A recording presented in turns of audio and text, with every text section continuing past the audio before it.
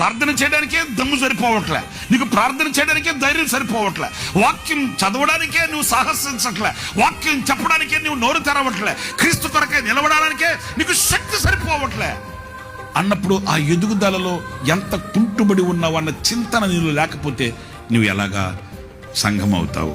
నేను ఎలాగా సంఘం అవుతాను? మరి ఆ గ్రోత్ ఏది?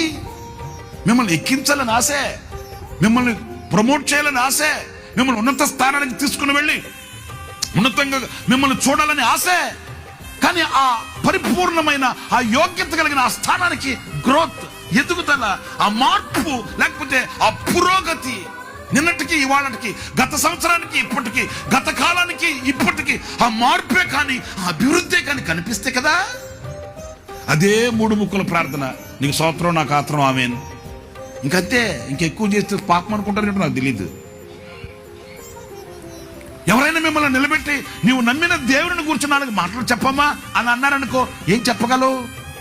మా చర్చికి రండి, అసలు మా మందిరికి వచ్చారంటే అసలు దిమ్మ తిరిగిపోద్ది మీకు. అమ్మా నువ్వు చెప్పమ్మా. నేను కాదు, అసలు ఆదివారం రా, నువ్వు దుమ్ము రేగిపోతే దుమ్ము. అంతేగాని నువ్వు నమ్మిన దేవుని గురించి నువ్వు ఏమని వివరించగలవు? కీర్తనకారుడు ఏం చెప్పాడు? త్వరగా వ్రాయు అని కలము వలె నా ప్రియుని గురించి నేను ప్రకటిస్తాను. ఒక దివ్యమైన సంగతితో నా హృదయము, ఒక దివ్యమైన సంగతి అసలు నీ హృదయంలో ఉంటే కదా నీ పెదాలు మాట్లాడతాయి.